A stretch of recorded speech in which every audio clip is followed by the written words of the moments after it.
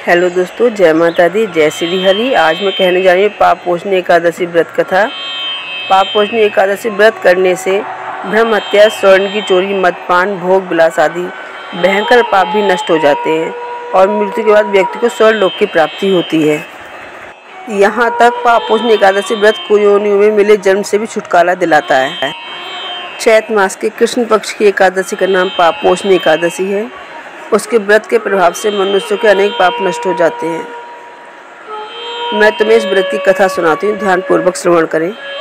प्राचीन समय में चैत्ररथ नामक एक वन था।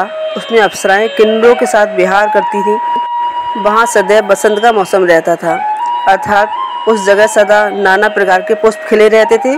कभी गंधर्व कन्याएं विहार किया करती थी, कभी देवेंद्र अन्य देवताओं के साथ क्रीड़ा किया करते थे। उसी वन में मेधावी नाम के एक ऋषि भी तपस्या में लीन रहते थे। वे शिव भक्त थे। एक दिन मज्जू घोषा नामक एक अप्सरा ने उनको मोहित कर उनकी निकटता का लाभ उठाने की चेष्टा की। इसलिए वह कुछ दूरी पर बैठ बीड़ा बजाकर मधुर स्वर में गाने लगी। उसी समय शिव भक्त महर्षि मेधावी को कामदेव भी जीतने का प्रयास करने लगे।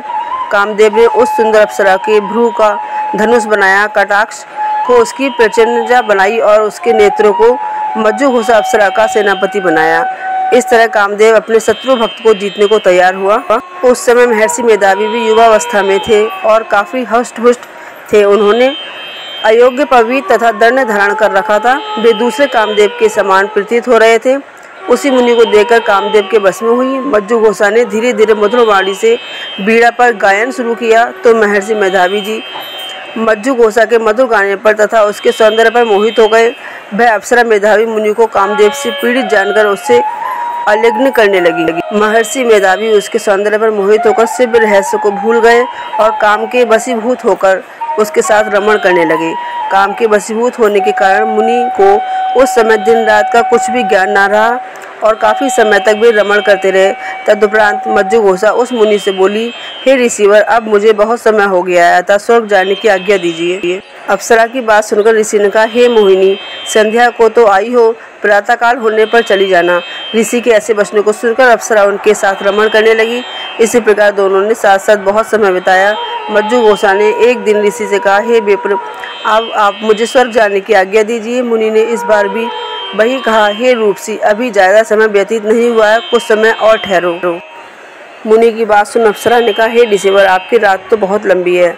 आप स्वयं ही सोचिए कि मुझे आपके पास आए कितना समय हो गया और ज़्यादा समय तक ठहरना क्या उचित है। अप्सरा की बात सुन मुनि को समय का बोध हुआ और वह गंभीरतापूर्वक विचार करने लगे। जब उन्हें समय का ज्ञान हुआ कि उन्हें रमण करते हुए 57 वर्ष व्यतीत हो चुके हैं, तो उस अप्सरा को वह काल का रूप समझने लगे। इतना ज़्यादा समय भोग विलास में व्यर्थ चला जाने पर उन्हें बड़ा क्रोध आया। अब वह भयंकर क्रोध में जलते हुए उस तप नाश करने वाली अप्सरा की तरफ भ्रुकुटी तानकर देखने लगे। क्रोध से उनके अधर कांपने लगे और इंद्रियां बेकाबू होने लगीं। क्रोध से थरथराते स्वर में मुनि ने उस अप्सरा से कहा, मेरे तप को नष्ट करने वाली दुष्टा, तू महापापिन और बहुत ही दुराचारणी है। तुझ पर धिक्कार है। अब तू मेरे श्राप से पिशाचिनी बन जा। मुनि के क्रोध युक्त श्राप से वह अप्सरा पिशाचिनी बन गई। ये देख वह व्यथित होकर बोली, हे ऋषिवर, अब मुझ पर क्रोध त्याग कर प्रसन्न होइए और कृपा करके बताइए कि इस श्राप का निवारण किस प्रकार होगा। विद्वानों ने कहा है, साधु की सडनता अच्छा फल देने वाली होती है और आपके साथ तो मेरे बहुत वर्ष व्यतीत हुए हैं, अतः अब आप मुझ पर प्रसन्न हो जाइए, अन्यथा लोग कहेंगे कि एक पुण्य आत्मा के साथ रहने पर मज्जू घोषा को पिशाचिनी बनना पड़ा। मज्जू घोषा की बात सुनकर मुनि को अपने क्रोध पर अत्यंत गिलानी हुई, साथ ही अपनी अपकीर्ति का भय भी हुआ। अतः पिशाचिनी बनी मज्जू घोषा ने मुनि ने कहा, तूने मेरा बड़ा बुरा किया है, किंतु फिर भी मैं तुझे इस श्राप से मुक्ति का उपाय बतलाता हूँ। चैत मास की कृष्ण पक्ष की जो एकादशी है, उसका नाम पाप मोचनी है। उस एकादशी का उपवास करने से तेरी पिशाचिनी की देह से मुक्ति हो जाएगी। ऐसा कहकर मुनि ने उसको व्रत का सब विधान समझा दिया। फिर अपने पापों का प्रायश्चित करने के लिए वे अपने पिता च्यवन ऋषि के पास गए। च्यवन ऋषि ने अपने पुत्र मेधावी को देखकर कहा, हे पुत्र, ऐसा क्या किया है तूने कि तेरे सभी तप नष्ट हो गए हैं, जिससे तुम्हारा समस्त तेज मलिन हो गया है। मेधावी मुनि ने लज्जा से अपना सिर झुकाकर कहा, पिताश्री, मैंने एक अप्सरा से रमण करके बहुत बड़ा पाप किया है। इसी पाप के कारण संभवतः मेरा सारा तेज और मेरे तप नष्ट हो गए हैं। कृपा करके आप इस पाप से छूटने का उपाय बताइए। ऋषि ने कहा, हे पुत्र, तुम चैत्र मास के कृष्ण पक्ष की पाप मोचनी एकादशी का विधि तथा भक्तिपूर्वक उपवास करो, इससे तुम्हारे सभी पाप नष्ट हो जाएंगे। अपने पिता चौन ऋषि के वचनों को सुनकर मेधावी मुनि ने पाप मोचनी एकादशी का विधि पूर्वक व्रत किया। उसके प्रभाव से उनके सभी पाप नष्ट हो गए।